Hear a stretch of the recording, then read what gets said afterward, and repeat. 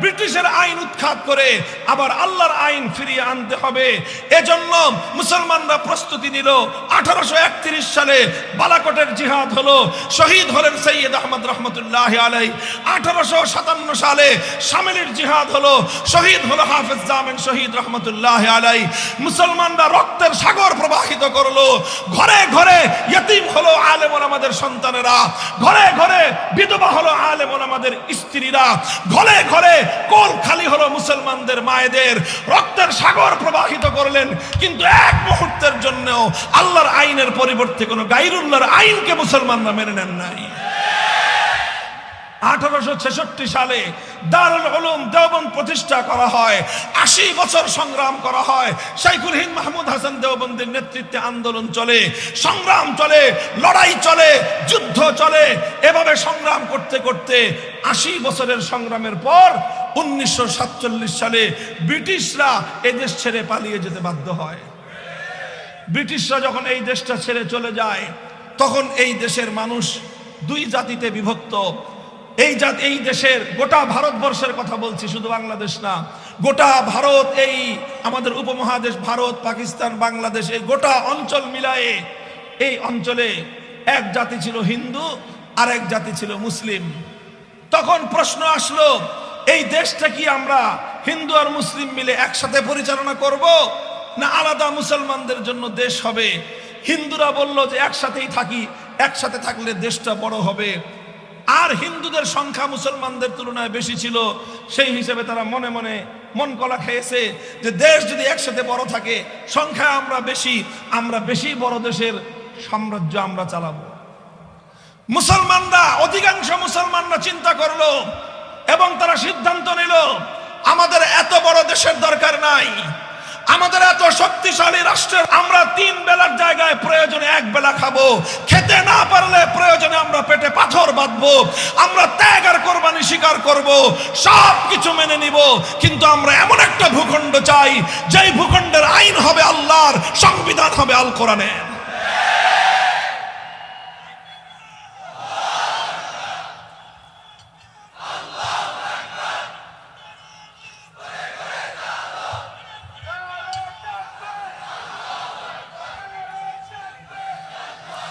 মুহতারাম হাজিরিন, মুসলমানরা এর জন্য অনেক ত্যাগ স্বীকার করলো।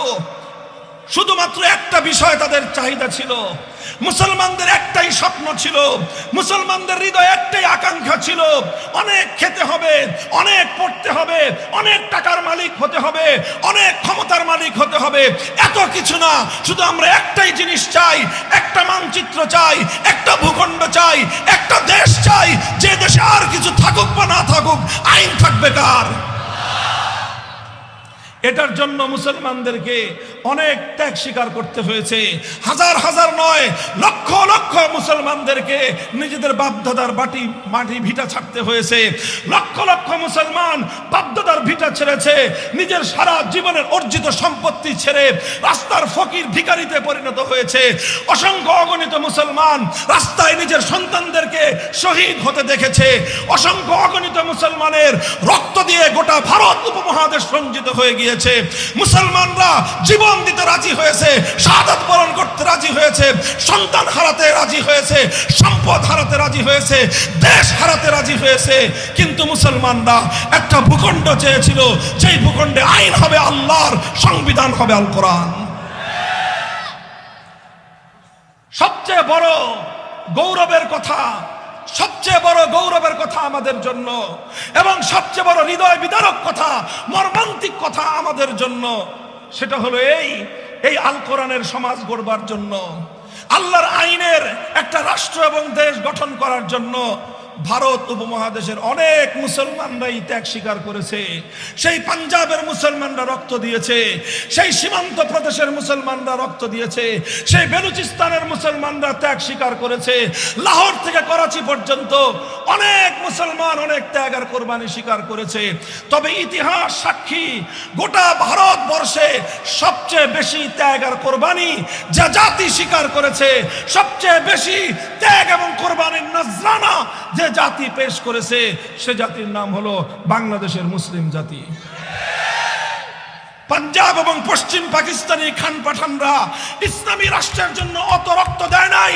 আমার মানুষ ইমানদার হইলে আবু জাহাল আপনার চেয়ে আমার চেয়ে কয়েক গুণ বেশি হজ করেছিল। কমপক্ষে না হলে 50 বার হজ করছে সে জীবনে। এই আবু জাহেল্লা 50 বার হজ করার পরেও ইমানদার না বেঈমান? তো হজ করলেই মানুষ ইমানদার হয় না। তাহাজ্জুদের নামাজের সময় যায় নামাজ তালাশ করলেই মানুষ ইমানদার হয় না। ইমানদার হওয়ার জন্য সর্বপ্রথম আপনাকে আল্লাহর একত্ববাদে বিশ্বাসী হতে হয়। ইমানদার হতে হলে সর্বপ্রথম তাওহীদকে বিশ্বাস করতে হয়, এবং তাওহীদ ফিল ইবাদাহকে যেরকম বিশ্বাস করতে হয়, তাওহীদ ফিল হাকিমিয়াহকেও বিশ্বাস করতে হয়। তাওহীদ ফিল ইবাদাহ, ইবাদতের একত্ববাদকে না মানলে একজন মানুষ যেরকম একত্ববাদী বিশ্বাসী ইমানদার থাকতে পারে না, আইন তৈরি করবার ক্ষেত্রেও আল্লাহর তাওহীদ ফিল হাকিমিয়াহকে না মানলে একজন মানুষ ইমানদার এবং বিশ্বাসী থাকতে পারে না, সে মুশরিক এবং তাগুতে পরিণত হয়।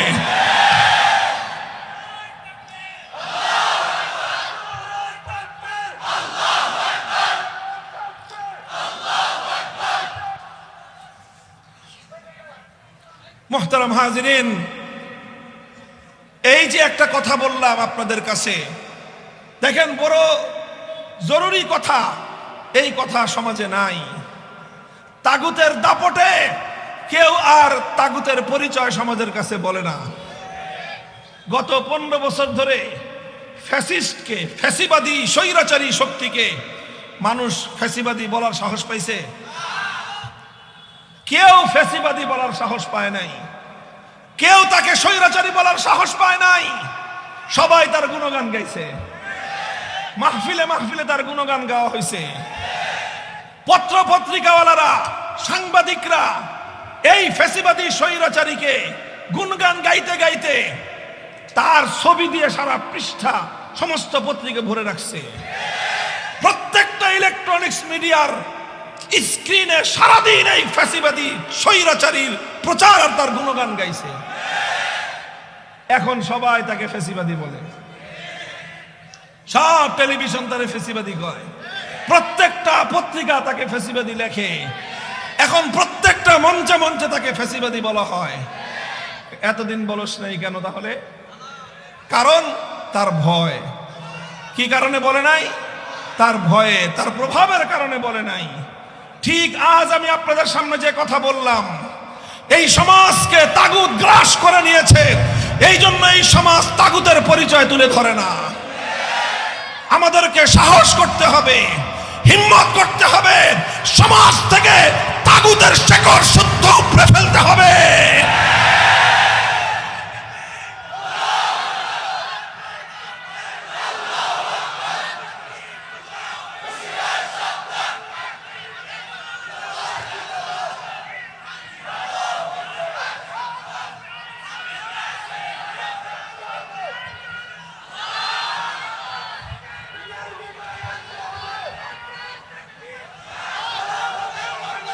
মুহতারাম হাজিরিন, দেখেন আল্লাহর আইনের জায়গায় মানুষের বানানো আইন যখন দেওয়া হয়, তো আল্লাহর আইনের জায়গায় যেই মানুষরা আইন বানায় সেই মানুষগুলোকে বলা হয় তাগুত। আর এই মানুষের বানানো আইন যারা যারা স্বতঃস্ফূর্তভাবে হৃদয় থেকে, অন্তর থেকে যারা মেনে নেয়, তাদের প্রত্যেককেই বলা হয় মুশরিক। মুসলমানদের মধ্যে এই অভিশপ্ত ধারা ছিল না। মুসলমানরা এটা কল্পনাও করতে পারতো না যে আল্লাহর আইন উৎখাত করে কোনো মানুষ আল্লাহর আইনের জায়গায় নিজে আইন তৈরি করতে পারে। মানুষ এত বড় গাদ্দার আর বিশ্বাসঘাতক হতে পারে যে স্বয়ং সৃষ্টিকর্তার সঙ্গে সে নিজে টক্কর দিবে। মানুষ এত বড় বিশ্বাসঘাতক হতে পারে বলে মুসলিমরা এক সময় জানতোই না, তাদের ধারণাই ছিল না। এভাবেই চলল খেলাফতের রাশেদার যুগ, খেলাফতে বনু উমাইয়ার যুগ, খেলাফতে বনু আব্বাসিয়ার যুগ। 600 বছর পর্যন্ত মুসলিম জাতির মধ্যে আল্লাহর আইনকে ভেঙ্গে চুরে, আল্লাহর আইনকে উৎখাত করে মানুষ কোন আইন তৈরি করতে পারে, মুসলমানদের মধ্যে এই অভিশপ্ত চিন্তা এবং কল্পনাও ছিল না। সর্বপ্রথম মুসলমানদের মধ্যে এই অভিশপ্ত ধারাটা চালু করলো যেই জাতি, তাদেরকে বলা হয় তাতারি, মঙ্গোলীয় সম্প্রদায়। এরা সর্বপ্রথম মুসলমানদের উপর হামলা করলো। শাসন পরিচালনা করলো। মুসলমানদের খেলাফতের প্রধান কেন্দ্র বাগদাদকে তারা ধ্বংসস্তূপে পরিণত করলো। লক্ষ লক্ষ মুসলমানদেরকে তারা শহীদ এবং হত্যা করলো। এই সব কিছু করে মুসলিম বিশ্বের বিশাল একটা এলাকা এই তাতারিরা দখল করে নিল। দখল করে তারা সবচেয়ে বড় জঘন্য যেই কাজটা করলো, সবচেয়ে বড় অভিশপ্ত যেই বোঝাটা মুসলমানদের কাঁধের উপর চাপিয়ে দিল, সেটা হলো এই মুসলিম জাতির উপর থেকে আল্লাহর আইন উৎখাত করে তাতারিরা তাদের নেতা চেঙ্গিস খানের বানানো আইন, চেঙ্গিস খানের বানানো একটা আইনের কিতাব ছিল, বই ছিল, যেই বইটার নাম ইতিহাসের মধ্যে পাওয়া যায় ইয়াসেক। এই ইয়াসেক নামীয় চেঙ্গিসের বানানো আইন মুসলমানদের উপর চাপিয়ে দিল। মুসলমানদের উপর সর্বপ্রথম আল্লাহর আইন উৎখাত করে মানুষের বানানো আইন চাপিয়ে দেওয়ার এই অভিশাপ নেমে আসলো। এই অভিশাপ যখন নেমে আসলো, মুসলমানরা এক মুহূর্তের জন্য এটাকে মনে প্রাণে মেনে নেয় নাই। এর বিরুদ্ধে সংগ্রাম করেছে, লড়াই করেছে, জিহাদ করেছে, রক্ত দিয়েছে। হাজার হাজার নয়, লক্ষ লক্ষ মুসলমান শাহাদাতের সুধা পান করেছে, অকাতরে জীবন দিয়েছে। ওলামায়ে কেরাম তারা অনেক ত্যাগের কোরবানি আর জুলুমের শিকার হয়েছে। শাইখুল ইসলাম ইবনে তাইমিয়া রাহমাতুল্লাহি আলাইহি ছয় বার কারাগারে বন্দী হয়েছেন। জীবনের বেশিরভাগ সময় তিনি কারাগারে অবরুদ্ধ অবস্থায় অতিক্রম করে দিয়েছেন। সব কিছু করেছেন, কিন্তু এক মুহূর্তের জন্যও আল্লাহর আইনের পরিবর্তে কোনো মানব রচিত আইনকে তারা মেনে নেন নাই। এর বরকতে মুসলমানদের ত্যাগ, কোরবানি, সংগ্রাম এবং জিহাদের ফলে আবার আল্লাহ পাক রব্বুল আলামিন মুসলমানদের উপর সাহায্য নাজিল করলেন। তাতারিরা পরাস্ত হলো, অধিকাংশ তাতারি পালিয়ে গেল, কেউ নিহত হলো, আর অনেক তাতারি ইসলাম গ্রহণ করে হেদায়েতের পথে চলে আসলো। আর মুসলিম বিশ্বের উপর থেকে আল্লাহর আইনের পরিবর্তে অভিশপ্ত মানব রচিত আইন উৎখাত হয়ে আবার আমার আল্লাহর রহমতের আইন মুসলিম জাতির উপর ফিরে আসলো। এরপরে চললো আবার শত শত বছর সালতানাতে ওসমানিয়া, খেলাফতে ওসমানিয়া। দীর্ঘ শতাব্দীর পর শতাব্দী পর্যন্ত প্রায় অর্ধেকটা পৃথিবী তারা শাসন করেছে। আইন ছিল কার? জোরে বলেন, আইন ছিল কার? এই গোটা ভারতবর্ষে মোগল সাম্রাজ্যরা আইন তারা রাষ্ট্র শাসন করেছে, তারা জনগণকে শাসন করেছে, কিন্তু আইন ছিল কার? একমাত্র আইন ছিল আল্লাহর। মুসলিম বিশ্বের মধ্যে আল্লাহর আইনের পরিবর্তে গায়রুল্লাহর আইন চাপিয়ে দেওয়ার এই অভিশপ্ত ধারা মুসলমানদের মধ্যে ছিল না। আস্তে আস্তে 18 শতাব্দীর মাঝামাঝি সময়ে পশ্চিমা সাম্রাজ্যবাদী গোষ্ঠী মুসলমানদের উপর আগ্রাসন চালায়।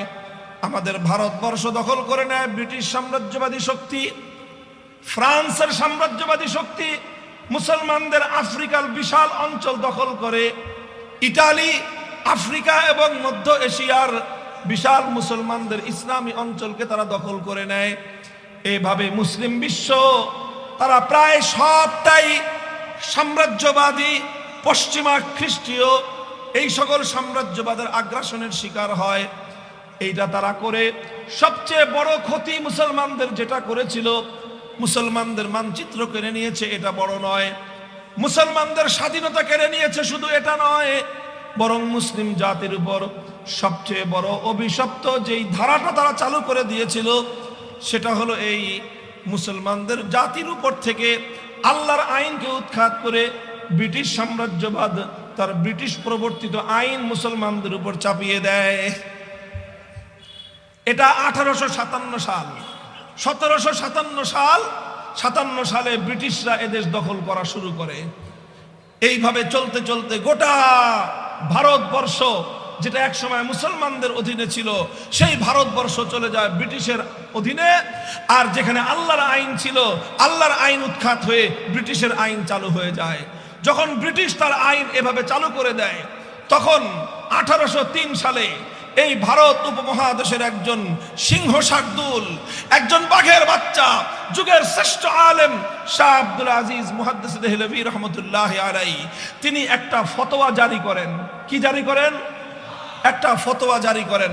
তার সেই ফতোয়াটা ছিল এই যে এখানে মুসলমানরা যতই সংখ্যায় থাকুক, মুসলমানরা সংখ্যায় যত থাকুক, মুসলমানরা যতই নামাজ পড়তে পারুক, যতই হজ করতে পারুক, ব্রিটিশরা এই দেশ থেকে হজে যাওয়ার জন্য জাহাজের ব্যবস্থা করত, মুসলমানদেরকে জাহাজে হজে পাঠাতো, সব ছিল, মুসলমানরা নামাজ পড়তে পারত, হজ করতে পারত। শাহ আব্দুল আজিজ বললেন মুসলমান আছে, নামাজ আছে, ইবাদত আছে, সব ঠিক আছে, শুধু একটা জিনিস নাই, জমিন কার? এখানে আল্লাহর আইন নাই, আল্লাহর আইনের জায়গায় ব্রিটিশের আইন আছে। সুতরাং তিনি বললেন যে দারুল ইসলাম, ইসলামের দেশ ওই দেশকে বলা হয় যে দেশে শুধু মুসলমান থাকে না, বরং যে দেশে আইন চলে কার? যেই দেশে আইন চলে আল্লাহর, সেই দেশটাকে বলা হয় দারুল ইসলাম। সেই দেশে মুসলমান কম থাকুক বা বেশি থাকুক, মুসলমান 10% থাকতে পারে, 20% থাকতে পারে, 40-50% থাকতে পারে, কিন্তু আইন যেখানে চলে আল্লাহর, সেই দেশটাকে বলা হয় ইসলামের দেশ। আর যে দেশে মুসলমান যতই থাকুক, মুসলমান 50%, 60%, 80%, 90% থাকতে পারে, কিন্তু সেখানে আইন যদি না হয় আল্লাহর, সেখানে আইন যদি আল্লাহর না হয়ে গায়রুল্লাহর আইন হয়, সে দেশকে ইসলামের দেশ বলা হয় না, সেই দেশটাকে বলা হয় দারুল হরব, অর্থাৎ সেটা শত্রু কবলিত দেশ। আর সেই শত্রুর কবল থেকে মানব রচিত আইনকে উৎখাত করে আবার আল্লাহর আইন বাস্তবায়ন করার জন্য সে দেশে জিহাদ করা প্রত্যেক মুসলমানের জন্য ফরজে আইন। এই ফতোয়া দিলেন শাহ আব্দুল আজিজ রহমতুল্লাহ আলাইহি 1803 সালে। মুসলমানরা জিহাদের প্রস্তুতি নিল, কেন? যে ব্রিটিশের আইন উৎখাত করে আবার আল্লাহর আইন ফিরিয়ে আনতে হবে, এজন্য মুসলমানরা প্রস্তুতি নিল। 1831 সালে বালাকোটের জিহাদ হলো, শহীদ হলেন সৈয়দ আহমদ রহমতুল্লাহ আলাইহি। 1857 সালে শামিলির জিহাদ হলো, শহীদ হলো হাফেজ জামিন শহীদ রহমতুল্লাহ আলাইহি। মুসলমানরা রক্তের সাগর প্রবাহিত করলো, ঘরে ঘরে ইতিম হলো আলেম ওলামাদের সন্তানেরা, ঘরে ঘরে বিধবা হলো আলেম ওলামাদের স্ত্রীরা, ঘরে ঘরে কোল খালি হলো মুসলমানদের মায়েদের। রক্তের সাগর প্রবাহিত করলেন, কিন্তু এক মুহূর্তের জন্য আল্লাহর আইনের পরিবর্তে কোন গায়রুল্লাহর আইনকে মুসলমানরা মেনে নেন নাই। 1866 সালে দারুল উলুম দেওবন্দ প্রতিষ্ঠা করা হয়। 80 বছর সংগ্রাম করা হয়। শাইখুল হিন্দ মাহমুদ হাসান দেওবন্দের নেতৃত্বে আন্দোলন চলে, সংগ্রাম চলে, লড়াই চলে, যুদ্ধ চলে। এভাবে সংগ্রাম করতে করতে 80 বছরের সংগ্রামের পর 1947 সালে ব্রিটিশরা এই দেশ ছেড়ে পালিয়ে যেতে বাধ্য হয়। ব্রিটিশরা যখন এই দেশটা ছেড়ে চলে যায়, তখন এই দেশের মানুষ দুই জাতিতে বিভক্ত। এই দেশের গোটা ভারতবর্ষের কথা বলছি, শুধু বাংলাদেশ না, গোটা ভারত, এই আমাদের উপমহাদেশ ভারত, পাকিস্তান, বাংলাদেশ, এই গোটা অঞ্চল মিলায়ে এই অঞ্চলে এক জাতি ছিল হিন্দু আর এক জাতি ছিল মুসলিম। তখন প্রশ্ন আসলো, এই দেশটা কি আমরা হিন্দু আর মুসলিম মিলে একসাথে পরিচালনা করব, না আলাদা মুসলমানদের জন্য দেশ হবে? হিন্দুরা বলল যে একসাথেই থাকি, একসাথে থাকলে দেশটা বড় হবে। আর হিন্দুদের সংখ্যা মুসলমানদের তুলনায় বেশি ছিল, সেই হিসেবে তারা মনে মনে মন কলা খেয়েছে যে দেশ যদি একসাথে বড় থাকে, সংখ্যা আমরা বেশি বড় দেশের সাম্রাজ্য আমরা চালাবো। মুসলমানরা, অধিকাংশ মুসলমানরা চিন্তা করলো এবং তারা সিদ্ধান্ত নিল, আমাদের এত বড় দেশের দরকার নাই, আমাদের এত শক্তিশালী রাষ্ট্রের আমরা 3 বেলার জায়গায় প্রয়োজনে 1 বেলা খাবো, খেতে না পারলে প্রয়োজনে আমরা পেটে পাথর বাঁধবো, আমরা ত্যাগ আর কোরবানি স্বীকার করব, সব কিছু মেনে নিব, কিন্তু আমরা এমন একটা ভূখণ্ড চাই যেই ভূখণ্ডের আইন হবে আল্লাহর, সংবিধান হবে আল কোরআনের।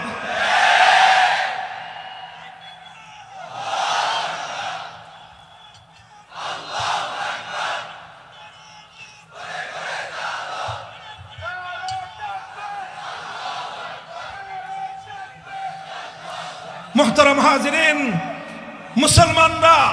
মুসলমানরা এর জন্য অনেক ত্যাগ স্বীকার করলো। শুধুমাত্র একটা বিষয় তাদের চাহিদা ছিল, মুসলমানদের একটাই স্বপ্ন ছিল, মুসলমানদের হৃদয়ে একটাই আকাঙ্ক্ষা ছিল, অনেক খেতে হবে, অনেক পড়তে হবে, অনেক টাকার মালিক হতে হবে, অনেক ক্ষমতার মালিক হতে হবে।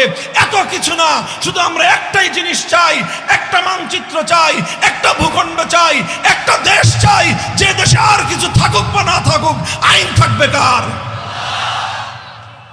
এটার জন্য মুসলমানদেরকে অনেক ত্যাগ স্বীকার করতে হয়েছে। হাজার হাজার নয়, লক্ষ লক্ষ মুসলমানদেরকে নিজেদের বাপদাদার মাটি ভিটা ছাড়তে হয়েছে। লক্ষ লক্ষ মুসলমান বাপদাদার ভিটা ছেড়েছে, নিজের সারা জীবনের অর্জিত সম্পত্তি ছেড়ে রাস্তার ফকির ভিখারিতে পরিণত হয়েছে। অসংখ্য অগণিত মুসলমান রাস্তায় নিজের সন্তানদেরকে শহীদ হতে দেখেছে। অসংখ্য অগণিত মুসলমানের রক্ত দিয়ে গোটা ভারত উপমহাদেশ রঞ্জিত হয়ে গিয়েছে। মুসলমানরা জীবন দিতে রাজি হয়েছে, শাহাদাত বরণ করতে রাজি হয়েছে, সন্তান হারাতে রাজি হয়েছে, সম্পদ হারাতে রাজি হয়েছে, দেশ হারাতে রাজি হয়েছে। কিন্তু মুসলমানরা একটা ভূখণ্ড চেয়েছিল, যেই ভূখণ্ডে আইন হবে আল্লাহর, সংবিধান হবে আল কোরআন। সবচেয়ে বড় গৌরবের কথা, সবচেয়ে বড় গৌরবের কথা আমাদের জন্য, এবং সবচেয়ে বড় হৃদয় বিদারক কথা, মর্মান্তিক কথা আমাদের জন্য, সেটা হলো এই আল কোরআনের সমাজ গড়বার জন্য, আল্লাহর আইনের একটা রাষ্ট্র এবং দেশ গঠন করার জন্য ভারত উপমহাদেশের অনেক মুসলমানরাই ত্যাগ স্বীকার করেছে। সেই পাঞ্জাবের মুসলমানরা রক্ত দিয়েছে, সেই সীমান্ত প্রদেশের মুসলমানরা রক্ত দিয়েছে, সেই বেলুচিস্তানের মুসলমানরা ত্যাগ স্বীকার করেছে। লাহোর থেকে করাচি পর্যন্ত অনেক মুসলমান অনেক ত্যাগ আর কোরবানি স্বীকার করেছে। তবে ইতিহাস সাক্ষী, গোটা ভারতবর্ষে সবচেয়ে বেশি ত্যাগ আর কোরবানি যে জাতি স্বীকার করেছে, সবচেয়ে বেশি ত্যাগ এবং কোরবানির নজরানা যে জাতি পেশ করেছে, সে জাতির নাম হলো বাংলাদেশের মুসলিম জাতি। পাঞ্জাব এবং পশ্চিম পাকিস্তানি খান পাঠানরা ইসলামী রাষ্ট্রের জন্য অত রক্ত দেয় নাই, আমার বাংলার মুসলমানরা ইসলামী রাষ্ট্রের জন্য যত রক্ত দিয়েছে। আমার বাপদাদারা, আপনার বাপদাদারা, এটা তো আসমান থেকে নেমে এসে কেউ রক্ত দেয় নাই, আসমান থেকে নেমে এসে কেউ জীবন দেয় নাই। জীবন দিয়েছে আপনার বাবা, জীবন দিয়েছে আপনার দাদা, আমার দাদা বাপদাদা, আমাদের পূর্বপুরুষরাই এই জমিনে ছিল, এবং তারাই আল্লাহর জমিনে ইসলামী হুকুমত বাস্তবায়ন করার জন্য এই ত্যাগ আর কোরবানিগুলো স্বীকার করেছে। হে মুসলমান, দুঃখ আর আফসোস লাগে, যেই দাদা আল্লাহর দ্বীনের জন্য, কোরআনের জন্য জীবন দিয়ে গেছে, আর তার নাতি আজকে আল্লাহর কোরআনকে উৎখাত করার জন্য ধর্মনিরপেক্ষতার রাজনীতি করো। লজ্জা থাকা দরকার তোমার, লজ্জা থাকা দরকার তোমাদের। তোমার বাবা রক্ত দিয়েছিল আল্লাহর কোরআনের জন্য, আর তুমি রাজনীতি করো আব্রাহাম লিঙ্কনের আদর্শে। তোমার পূর্বপুরুষরা রক্ত দিয়েছিল নবী মুহাম্মদ আরবির আদর্শের জন্য, আর তুমি রাজনীতি করো কার্ল মার্কস, মাও সেতুং আর লেনিনের জন্য। কচু গাছে গলায় গলায় দড়ি দে।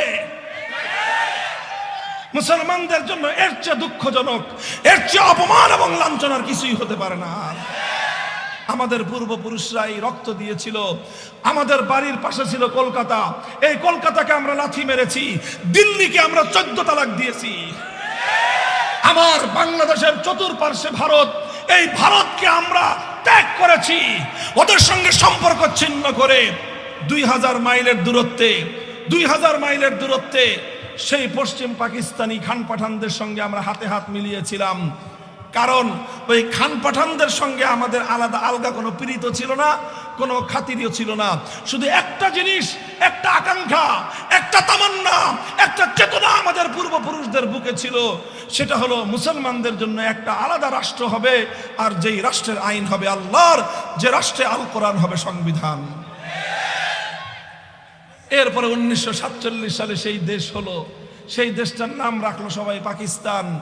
কিন্তু সেই পাকিস্তানের ক্ষমতা যাদের হাতে গেল, পশ্চিম পাকিস্তানি খান পাঠানরা, তারা এবার টালবাহানা শুরু করলো। তারা মুসলমানদের আবেগ, ইমানি আবেগকে নিয়ে তারা মুসলমানদের জন্য আলাদা ভূমি, স্বাধীন ভূমি গঠন করলো। সেই স্বাধীন ভূমিতে কথা ছিল আইন হবে কার, সেই স্বাধীন ভূমিতে কথা ছিল আল কোরআন হবে সংবিধান।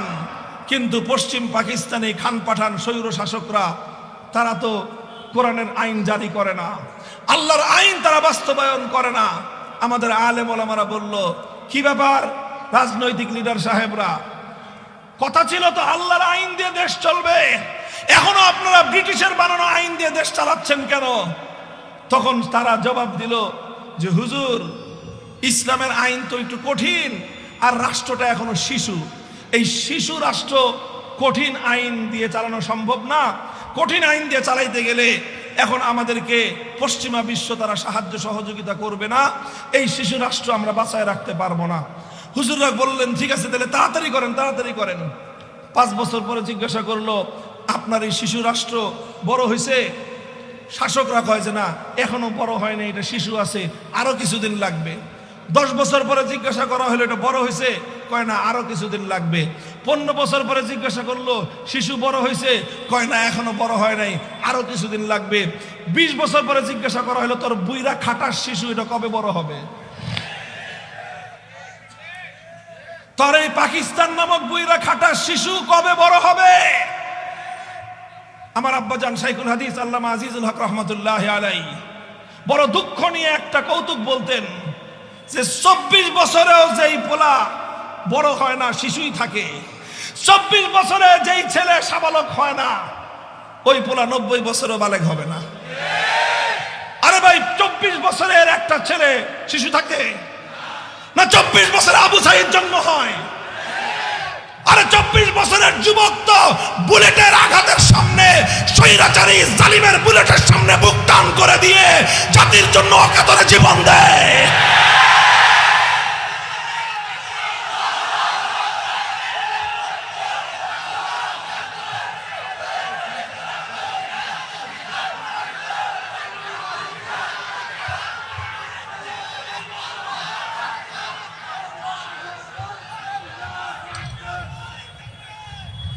চব্বিশ বছর হয়ে গেল পাকিস্তান নামক এই খাটাস এই পোলার কি হয় না?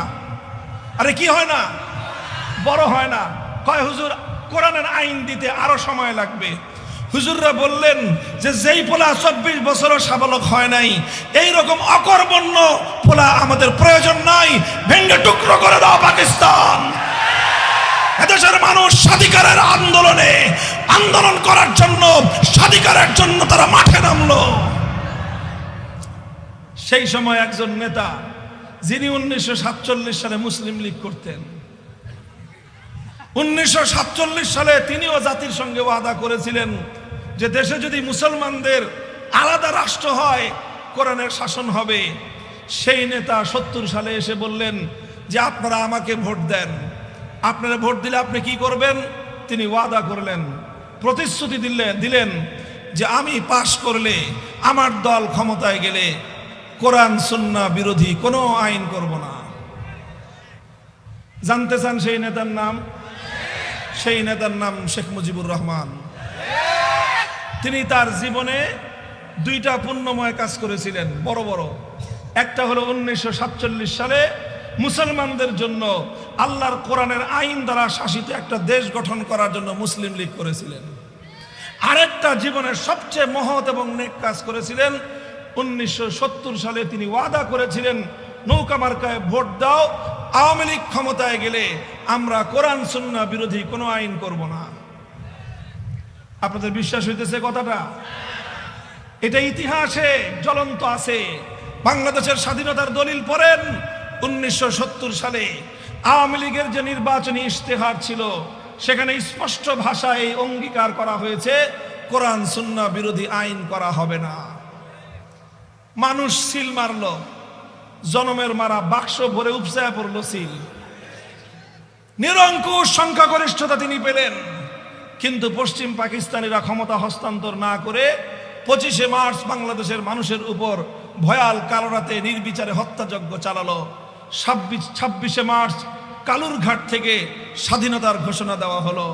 9 মাস মুক্তিযুদ্ধ চলল। 16ই ডিসেম্বর 71 সাল বাংলাদেশ স্বাধীন হলো।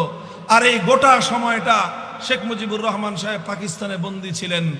এরপরে তিনি সেখান থেকে মুক্তি পেয়ে তিনি গেলেন লন্ডনে। এরপরে ওনার সঙ্গে ভারতের প্রধানমন্ত্রী তৎকালীন শ্রীমতী ইন্দিরা গান্ধীর যোগাযোগ হলো। ইন্দিরা গান্ধী শেখ মুজিবুর রহমান সাহেবকে বলে দিলেন বাংলাদেশে যাও, যে সে দেশে কেমনে দেশ চালাইবা জানো?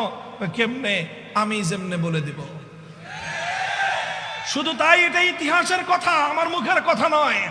তিনি একটা চিরকুট একটা কাগজের মধ্যে 4টা মূলনীতি লিখে দিলেন।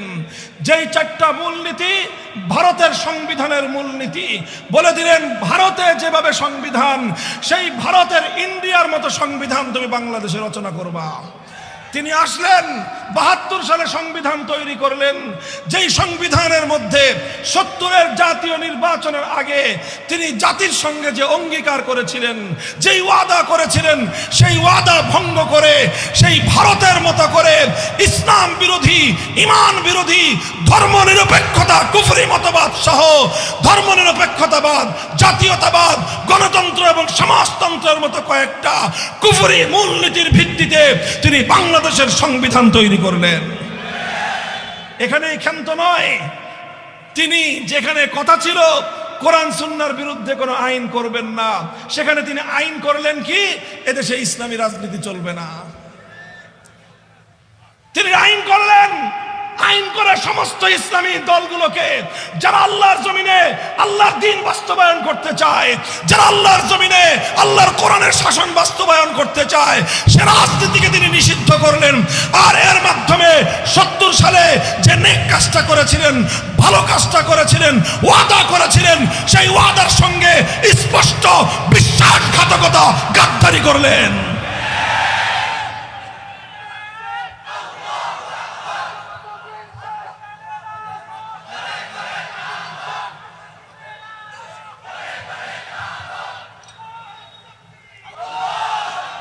মুহতারাম হাজিরিন, এইভাবেই 72 সাল থেকে আজ 2024 সাল পর্যন্ত মাঝখানে কিছু কিছু সামান্য পরিবর্তন হয়েছে। 72 সালে ভারতের দালালি এবং গোলামীর সংবিধান বাংলাদেশের মানুষের উপর চাপিয়ে দিয়ে 71-এর মুক্তিযুদ্ধের চেতনাকে গলা টিপে হত্যা করা হয়েছে। 71-এর মুক্তিযুদ্ধ ছিল মানুষের অধিকার আদায়ের সংগ্রাম। 71-এর মুক্তিযুদ্ধ ছিল জালিমের বিরুদ্ধে মজলুমের লড়াই। 71-এর মুক্তিযুদ্ধ ছিল খান পাঠানদের বৈষম্যের বিরুদ্ধে লড়াই এবং সংগ্রাম। আর 72-এর যেই সংবিধান করা হলো, ধর্মনিরপেক্ষতা, মুক্তিযুদ্ধের 71 সালে কেউ একবার উচ্চারণ করে নাই। ধর্মনিরপেক্ষতার কথা 1971-এর আগে কেউ কোনোদিন কোথাও বলে নাই। হঠাৎ করে স্বাধীনতার পরে 72 সালে ইন্দিরা গান্ধীর প্রেসক্রিপশন দিয়ে ভারতের সংবিধান থেকে পাচার করে বাংলাদেশকে ভারতের পায়ের নিচে বলি দেওয়া হয়েছে।